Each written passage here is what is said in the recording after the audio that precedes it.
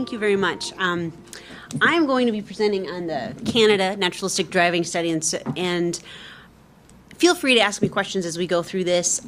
Just raise your hand and we can kind of keep this kind of free-flowing and open and interactive as much as possible. Today I want to really explain to you what I mean by naturalistic driving studies and the power of these studies and what we can actually do with, or give you some examples of what we can do with these types of data. And then I want to talk to you and give you some examples. But then I want to describe the Canada Naturalistic Driving Study, the types of data that we have collected, show you examples of some of the crashes that we have collected video and data on, and kind of walk you through some of the next steps and how we want to give access to a wide variety of different traffic safety researchers and ways that we can really start to analyze these data and understand the traffic problems that we're facing, that all of us are facing. So first of all, what I mean by naturalistic driving is we put instrumentation and data collection systems in people's own private vehicles, and we collect these data from ignition on to ignition off. So as soon as the car is running, we are collecting data. And what we're really wanting to do is understand what drivers do in their own vehicles when they are on their own daily commutes. They have their own personal daily pressures that they are trying to deal with, and how do they respond to traffic given those situations. So we collect these data typically for anywhere from 6 months to 24 months. And in the case of Canada, we collected data for either 24 months, 18, or 12 months. And we just watch. And we just watch people drive. And so the first thing people always ask me is, well, but they know the cameras are on them. Driving is a very habitual thing. And people forget. And I have driven a lot of instrumented vehicles, and I have been the manager of 15 to 20 different people who are actually reviewing these videos. So they're going to see exactly what I'm doing. And within 5 minutes, I'm singing to the radio, I'm cruising along, and I'm doing my normal thing. And so people do really forget. And I'm going to show you examples of a variety of different types of videos. And the reason I have different types of videos, and I will explain this a little bit later, is because when we run these types of studies, all of our participants sign what we call an informed consent.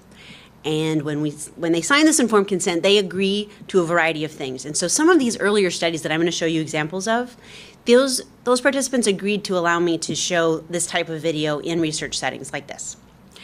In our later studies, we only asked the participants if they could see we could show other people the forward view. And so I'm only going to show you forward view videos of the Canada study and other studies like that. And that's why I'm doing it that way.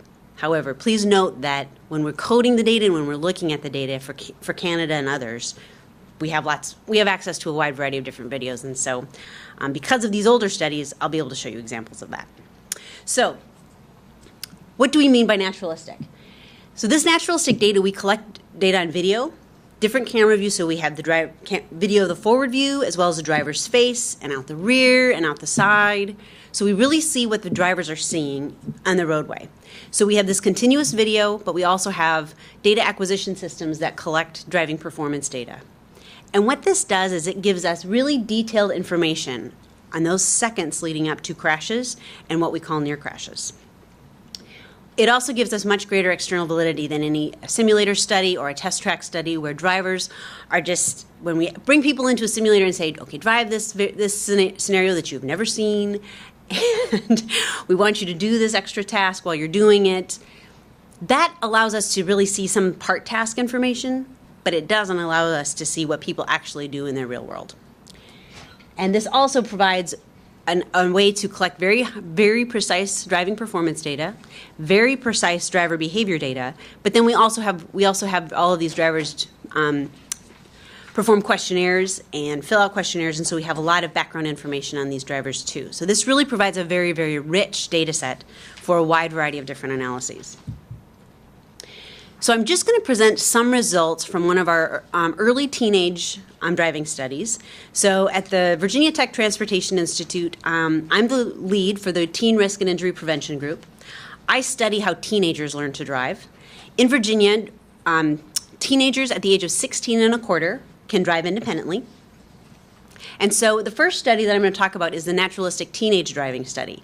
And in this study, we instrumented 42 teens' vehicles within 2 weeks. of them getting their independent license, and we watched them drive for their first 18 months.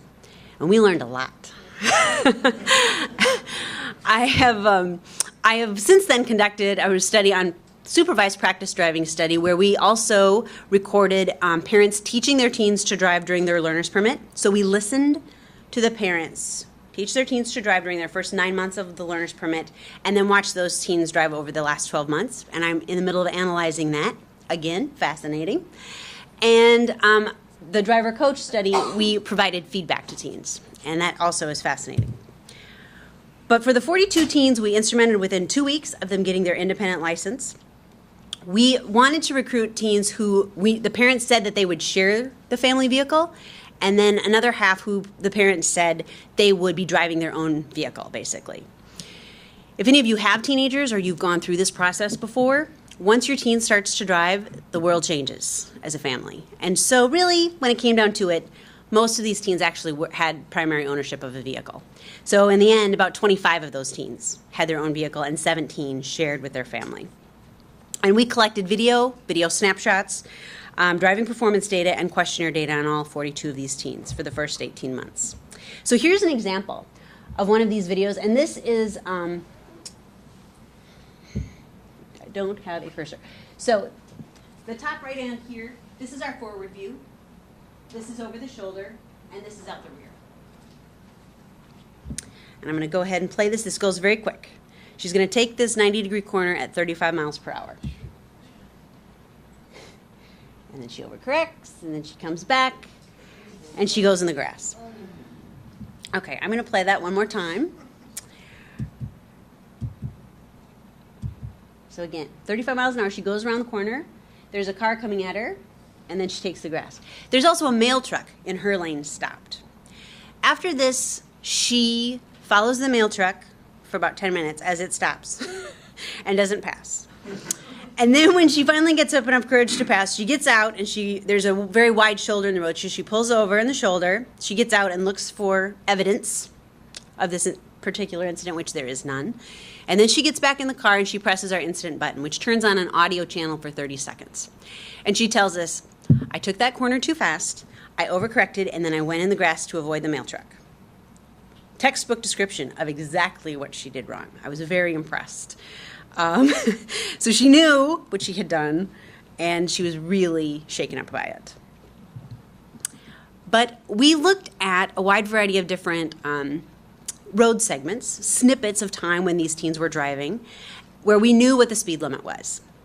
And we compared these data to those teens who asked their parents for the keys every time they get in the car, so they shared the family vehicle, versus those teens who just pretty much could drive whenever they wanted. And the blue bars are the teens who had their own car, and the red bars are those teens who shared, and this is the prevalence of speeding above 10 miles per hour over time. So this is the first 3 months of driving, and this is the last 18 months of driving on the x-axis. The teens who basically had their own car were speeding significantly more frequently than those teens who shared the family vehicle. And this type of risky behavior, we see that same pattern in speeding and secondary tasking, in high-risk secondary task engagement, in a wide variety of other things. And so we really push parents to not give their kids a vehicle right as soon as they learn to drive. That we see a much safer driving behavior when the teens do not have their own car. This is an example of a near crash, and this is actually one of the scariest videos I've ever seen. So I'm going to go ahead and play this. She just put her cell phone down. She's on an interstate going about 70 miles an hour. She's going to change lanes, and then I want you to pay attention to this, the rear view, that truck driver. She's going to hit 0.9 G to brake, and she's using her iPod. She needs to make sure her music is good. She hits 0.9 G, and watch that truck. He's on the shoulder. He did maintain control. Luckily there was no one there. We're not sure she really understood what happened. Here's the same thing in slow motion with the data appended. So she hits 0.9G, and then this truck, we do not have rear radar, narrowly misses her. And so this is the longitudinal decel, the spike, and this is her speed at 69 miles an hour. So we looked, when you have this type of video, you can really assess what type of behavior is ongoing right in those seconds leading up to crashes and near crashes. And what we find here is that when we looked at those types of secondary tasks that we know increase risk for crashing and near crashing, we see an increase over time for these teenagers. And the other thing that we're able to do that we find very powerful is we're able to actually calculate the risks of what is the risk when teens engage in this type of behavior. What is their risk of being involved in a crash or near crash? And because of this video, we can be very precise. So it's not just cell phone use. We can pull it apart by texting, dialing, talking, reaching for objects, looking at external objects and basically tracking them as they drive by, radio, HVAC, other vehicle operations, or eating. And the interesting thing that we found here is that so many of these tasks, and they're primarily visual manual, so they're tasks that require some physical manipulation and eyes off the road. When we see that, we see those risks for teens are very high. But when we look at adults, they're not nearly as high for the experienced drivers. Dialing is. You notice that we do not have data on texting. So the adult column is from the 100-car study. Those data were collected in 03 and 04. We didn't text back then. so I have no data on texting there. We have data since then, and we see that the texting is very dangerous, but for drivers of all ages. But the teens, there's all these other types of tasks that do increase risk significantly. Sorry. Yeah. So that study was 03 or 04. What was the teen study? 06 and 07. The other really scary thing about this is that in 06 and 07, and you saw a video of that, these teens were using flip phones. They are not using smartphones. So there is that physical feedback. And so when we ran this study, we had several teens tell us, oh, well, I can text without looking, and I can text 60 words a minute and not look, because they got really good at being able to feel. They can't do that with smartphones. And smartphones also are way more capable, right? So they're doing Instagram and Snapchat and email and a wide variety of other things. And so these odds ratios are very concerning to me, because when I calculate them now with my more recent data, I'm afraid they're going to be even higher. Yeah, it'd be interesting to see updated data too, because a lot of the radio HVAC functionality is all menu-driven and That's true. Media interfaces, as opposed to single button buttons. Agreed. Yes, they're much more complicated too. So, from this one study, we were able to get a wide variety of different publications from the New England Journal of Medicine, the Journal of Pediatrics, Traffic Injury Prevention, Journal of Adolescent Health. We got a lot of publications out of this one study of 42 teens. And so there's just a lot of work and research that we can do with these types of studies. So now I'd like to jump back into Canada, Naturalistic Driving Study, and tell you what we have there. So the primary research question starting out at this study was, what is the distribution of causal and contributing factors to crashes and near crashes in Saskatchewan, Canada? The data collection site was Saskatoon, Saskatchewan. And so we really wanted to look at not only the roadways and the roadways inside the city, but also the rural highways going in, as well as winter conditions. And what is the prevalence of risky behaviors in this area? So not only speeding, drowsy driving, impaired driving, but also secondary task engagement and a wide variety of other things like that. So we instrumented 140 vehicles. Our target participant number was 125, but we had several participants who dropped out within a few months, and so we re-instrumented. And we ended up with 145 participants. These participants were recruited for either a 24-month data collection period, 18, or 12 months. And so at the end of this, we had about roughly 175 data years of driving data. And this data collection occurred between June 2013, and October 2015. So those were our dates of data collection.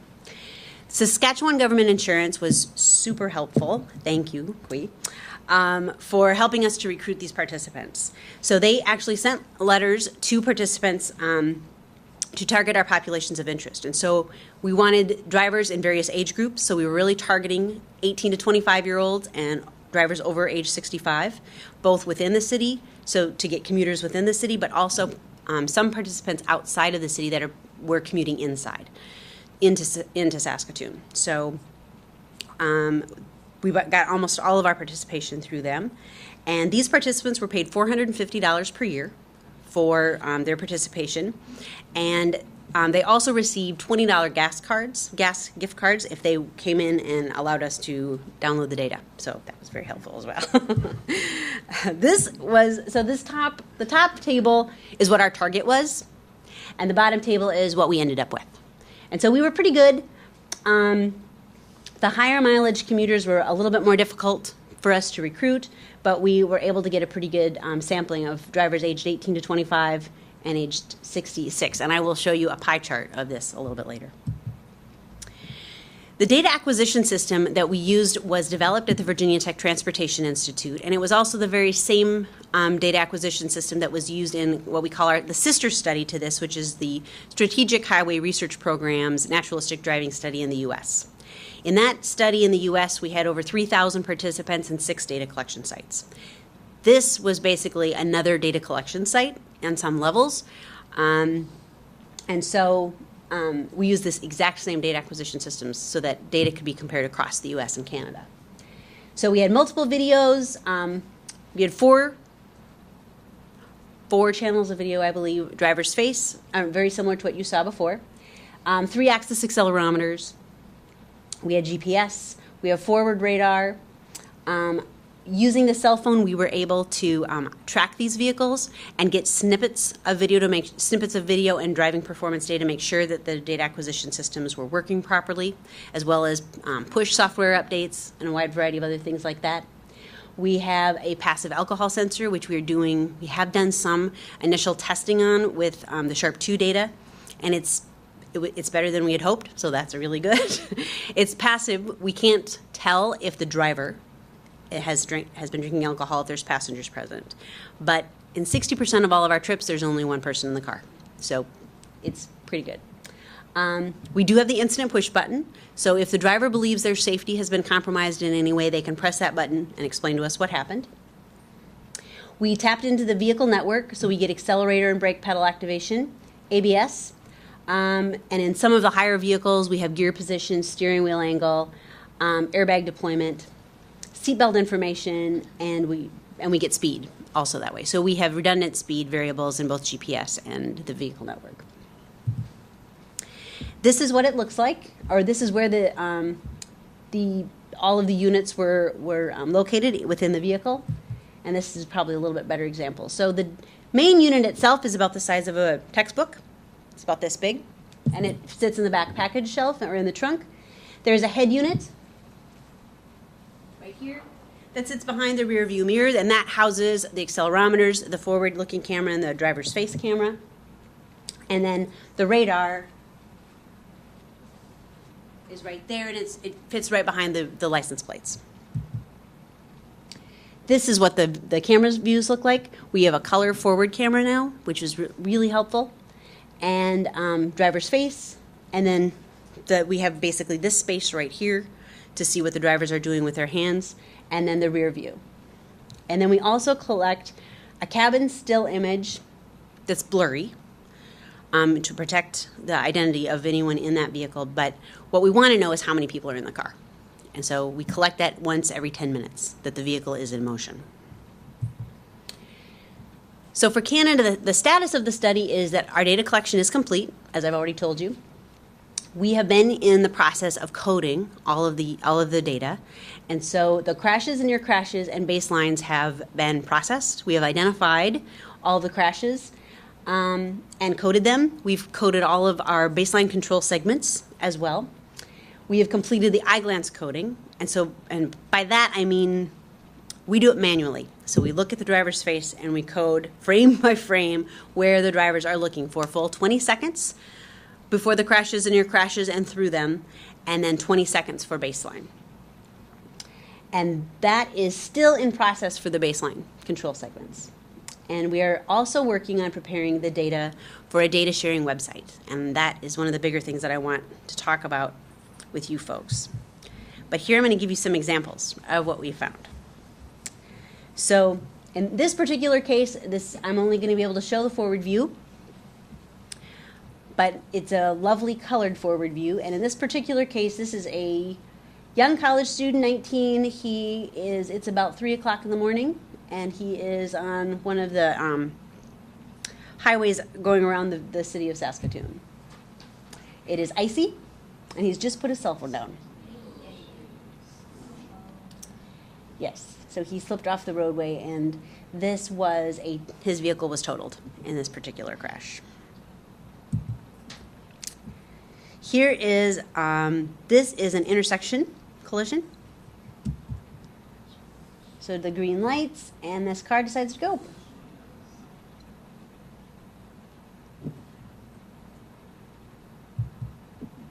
Here is one in just a neighborhood in Saskatoon. And in this particular case, the road is dry.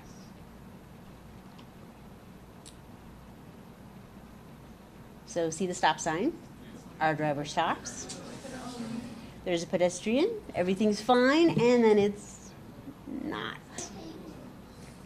That driver, I don't know if that driver had a stop sign or not, but either our driver didn't see it or something. And here is yet another one. This one, he hit that car, and then that car drives off. And so we had to watch the video for several minutes, and then they finally both pulled off into a parking lot and exchanged information. And yeah, there was damage done to those vehicles. So to date, and this is hot off the presses, I'm not sure we have these are not probably final numbers, but we have currently identified 83 crashes and 301 near crashes in this 175 data years of data from Saskatoon. In this data set, we also collected 1.9 vehicle kilometers of data, which is really great, and about 53,000 hours of vehicle time. So we have a really, really extensive amount of data that we have collected. I'm sorry, Matt. Yes, absolutely. Can you say at this point how many of those, of the 83 crashes and 301 near crashes, do you know in each case what the driver was doing immediately before and whether a high percentage were distraction related? Yes. Yes. Or what type of distraction relationship? Yes. All of that is currently coded. I did not make that particular graph for this particular presentation because we literally finished reduction last week. So I do have some data to show you, but I don't have that one. When we code secondary task, and I was going to get into this a little bit more, but when we're coding secondary task, we code it within 6 seconds of the onset of the crash, and that's it. So we're only coding when we know that really was probably contributing to that particular crash or near crash. So that is what's coded in the data. There are up to 3 secondary tasks potentially coded in that period of time, and there are some that all 3 columns are full. So there are some drivers who just are doing a lot of things a lot of the time. But I will show you other aspects about those crashes, some more information. So the first thing that we have done with these data in all of these trips, and there's roughly 350,000 trips in this particular data set, is we have developed software that will basically pull up a couple images from each trip and allow our coders to go in and say which driver is driving. So in every one of these cases, we have a primary driver who filled out all the paperwork and came and is our participant. And then any other family members that may be driving that vehicle also are consented and then we have their pictures on file as well. If they are unconsented, we delete that data. So we basically go file by file and do driver ID for all 350,000 trips that we have done, and that has already been done. This software was first developed for Sharp 2 data, and the reductionists could basically get up to the point where they could code 800 trips per hour. So this may seem like a very time-consuming and hard and difficult process, and there are ways, but we have been able to come up with a way to make it much easier and faster and more efficient. So that has already all been done. To find these crashes and near crashes, we are not looking through 85,000, or what did I say, 53,000 hours of video. We do not do that. We comb through the kinematic data. And what we're looking for are kinematic signatures in the data that identify that something has potentially happened. And so we're looking for any time where lateral acceleration is above plus or minus 0.7 g, longitudinal decel is below negative 0.65 g. The radar signature is showing that we're less than 2 seconds of headway, combination of all of these things. And so we look through and look for these kinematic signatures, and then we have trained reductionists go in and say, okay, yes, this was a crash, this was a near crash, they went over a pothole, sort of thing. And so that's how we find all of our crashes and near crashes. And so that process is complete. When we find a crash or near crash, we code all of these different things. And many of these variables come straight out of what we call the general estimating system from the National Highway Traffic Safety Administration, as well as FARS.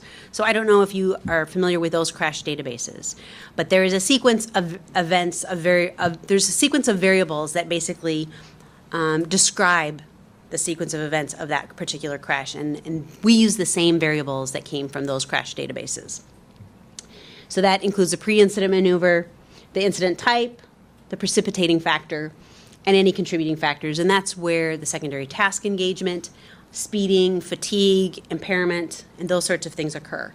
And we need to observe those things within a 6-second window for us to code secondary task engagement, or, any of those contributing factors. We also code environmental variables, roadway, traffic, weather, lighting. So it may be at night, but they're on a lighted roadway. We code that. All of that is in our database. We look at the driver's state, and so we have their eye glance location for the 20 seconds prior to the crash and near crash, as well as through. But we also coded what we call an observer rating of drowsiness, which is a really, really powerful variable that has not been coded in many of these databases. So I'm very excited that we were able to do it for the Canada study. Yes? One thing that we have in Canada that is just, I suppose, making its way into the U.S. is we've had daytime running lights in Canada for a long time. Oh, yeah. And one of the issues, of course, is people driving with the daytime running lights at night, not realizing that they don't have their headlights and tail lights on. So did you account for that at any rate here? Or you were able to determine if the vehicles were driving in this condition or that, or like in this state or that state at any point? I don't know the answer to that, but I can find out for you. Okay. I'll give you my card, and I will find out if we can detect that in the network.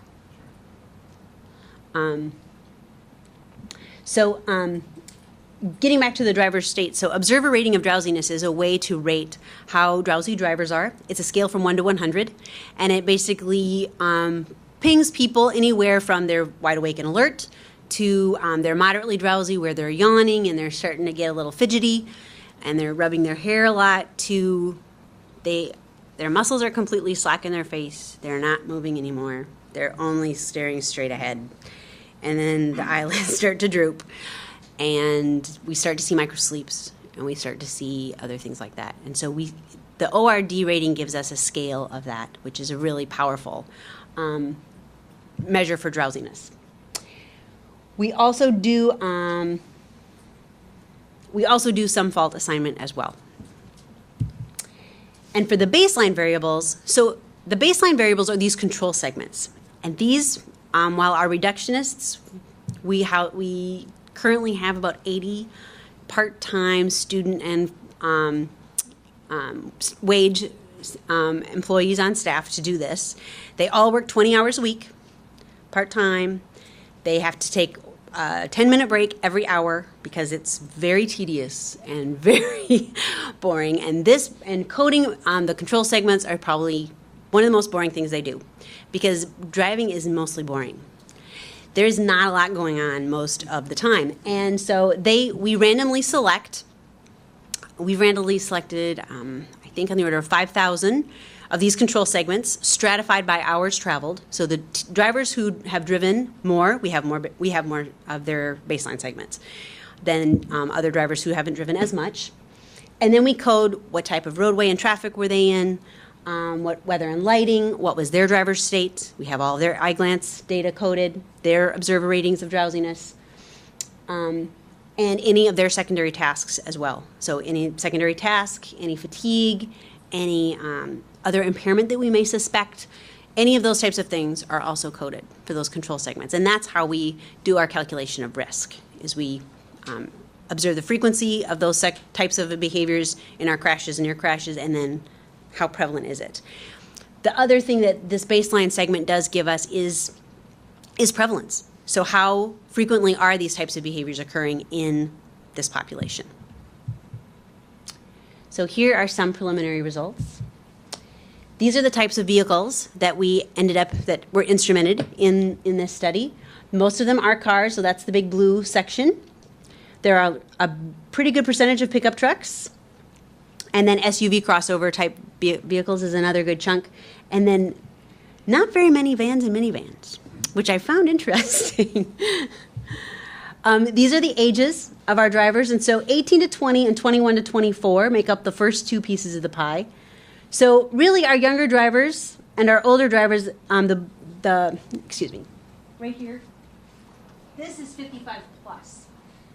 So we basically have a third under the age of 24. 25 to 35 is another third of the pie. And then, 25 to 54 is another third of that pie. And then 55 plus is the other third of that pie. So we have a pretty good coverage of all of our drivers. This is the crash types that we collected data on. And as you might expect, conflict with lead vehicle is the most prevalent. And these are crashes and near crashes, not just crashes. So conflict with lead vehicle is the most prevalent.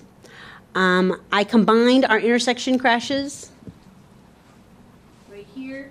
So those added up would also be a significant chunk. We have a lot of intersection crashes, a lot of conflicts with animals, which you would also expect in this area, a lot of single vehicle conflicts as well.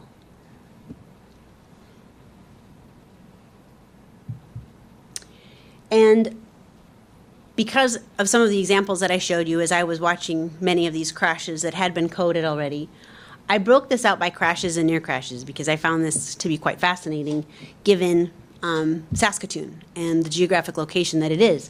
And so for our crashes, you can see that there is a very large percentage of our crashes are on snowy and icy conditions, almost half. And that is not true for the near crashes. For near crashes, almost 70%, probably 70% of them are on dry conditions. And less than half of the crashes are on dry conditions. So it's really interesting to see that breakdown. So our next steps are specifically to really start to dive into the secondary task behavior. Just anecdotally, there was a recent publication by some of my colleagues at the Virginia Tech Transportation Institute that did an analysis of the secondary task, the risk of secondary task and prevalence using the SHARP2 data. And what they found was that roughly 52% of all of the baseline control segments, drivers were doing something. And just preliminarily, that is true here as well. It was about 52% of the control segments we saw the drivers in Saskatoon area were also engaging in some sort of a secondary task. We want to really look at drowsiness and impairment, as that is one of our big questions that we had as we went into this study, and other risky behavior like speeding and driving too fast for conditions and a wide variety of other things like that. Also, infrastructure was another important question, and I think with all of the intersection crashes that we saw, I think that will be really important. Also, and this is just food for thought, and I'd like you all to walk away and noodle on this and think about this really good. So we have one data collection site in Canada, a fantastic data set. We have about 140 data acquisition systems sitting in storage in Canada, waiting for use. So if anyone has any brilliant ideas or ways that we can collect more driving data in Canada, please let me know. I would love to know, or Paul Bose would also love to know. So now what? How do we get these data out to people? So our next step is to develop the Canada Naturalistic Driving Study website. And so researchers can gain access to these data using this website. This is basically a public-facing website to support the data dissemination of what we have learned here from the Canada Naturalistic Driving Study. On this website, there will be some background information, just basically what is collected. There will be a whole list of variables and the operational definition of every one of those variables. It will allow researchers to interact with these data and create different queries so that they can see exactly what's there. And it will also prepare researchers and help them put together better protocols and things in order to obtain actual data sets for themselves. So there are two levels of data access. One is called insight data, which is basically just kind of a window in to the data. But then there's also another way called in-depth. And that's where you can actually obtain a data set to run your own analyses on. And I'm going to explain both of these things. The website itself, it will basically allow any researcher to go in and review all the data collection processes that we've already that were done and how this data were collected. There will be a data inventory, data dictionaries, and a wide variety of other things, and you can download some sample data. You can do queries, so you can understand how much data is on drivers aged 18 to 20. You can understand how many nighttime crashes there were, how many nighttime crashes and near crashes there were, and how many baseline events involved controlled access roadways, for example.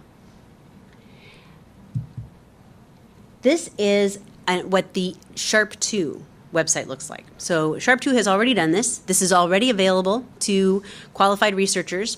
The only thing you need to gain qualified researcher access to this particular website is demonstrate that you have been trained in human research ethics. And so there is a very quick 30 to 45 minute tutorial that you can do on the NIH website that allows you to gain access to this website. Or if you already do data collection with human subjects and you have obtained approved IRB or Art Research Ethics Board approvals, you can just show an example of that, and that will gain you access to this website. So this is what the SHARP2 website looks like. When you go in, there's these tabs: data, forums, and background. The forums is like a wiki, so you can ask questions and have discussions about various analyses. The data is where a lot of, that's where you can run the queries. And then background provides all of the information about the data dictionaries and that kind of stuff. So in here is the query builder, and we have basically 4 different types of data. The vehicle data, which tells you the vehicle type, what is on those vehicles, what types of data were collected from those vehicles. Drivers, so the number of drivers by age group. All of the driver demographic and questionnaire data is available to review. The driver physical and psychological states, and the amount of data collected per driver, so you can see when how much data we actually collected. Under trips, these are primarily summary measures, so the number of vehicle miles. You can do a query on the number of vehicle miles per driver, per data collection site, variety of things like that. The min, max, and mean of speed, acceleration, any kinematic driving performance metric you want. And then crashes, or near crashes, or baseline. And so that's where we get into the question reduction and the coded data. So if we wanted to do a driver data selection, so if we wanted to look at drivers by age group for Sharp 2, we would click that and it would pull up this figure. And you could see that we have a lot of drivers in the 16 to age 24 age group in Sharp 2. And then it kind of flattens out after that. And so that's the type of query and the type of table that you can create in this website. So when all of these research projects were started, Sharp 2 and the Canada Naturalistic Driving Study, we obtained Research Ethics Board approvals to do these studies. And in those Research Ethics approvals, we made we allowed for this data to be disseminated in this way. But in order for it to be disseminated in this way, everyone needs to gain approval, and there has to be data use licenses in place. And they are not difficult to obtain. They are not easy to obtain, but they're not difficult, and you can absolutely gain access to these. And you please feel free to take my card if you want to gain more information, and we'll be happy to talk with you about it. But that's basically why we need to do this. There's a lot of identifying information in these data. So obviously the video, the driver's face video is very identifying, as well as GPS coordinates. So we need to be very careful. So on the website, not only can you run queries, but you can also see the forward video of every single crash and near crash. As I said before, you need minimal qualifications to gain access to the website. And the users can basically view a lot of the background information from the study. You can see exactly what type of data were collected. You can see the tables from all of the questionnaire data. So you can sort based on drivers who were age 65 and over and what types of crashes and near crashes were they involved in, so to speak. If you want to hold a subset of the data, then that's a little bit different level of approval. And in that case, you need an approved REB data, an approved REB application to actually access these data, and then you and a data security plan. And if if it doesn't cost anything to extract that data, in other words, the data is already there and collected and coded, then we would put that together for you and give it to you, as long as you provided all that other information. This is what we call a data use license, and so that's one extra level of approvals that are required, but all very doable. So some of the common misunderstandings that we run into quite a bit are that the REB training is REB approval, and that is not true. REB training allows you access to the website, but REB training does not allow you access to a data use license and a data set. That requires an actual application to the REB that they've approved, and then an approved data storage, and then you're good to go. And data use licenses are typically agreements between institutions and not individuals. Yes? Hi, Charlie. Hi. I just wondered if you could elaborate roughly how long does it take to get an REB? I know we're 6 months out for the website, and if people could start,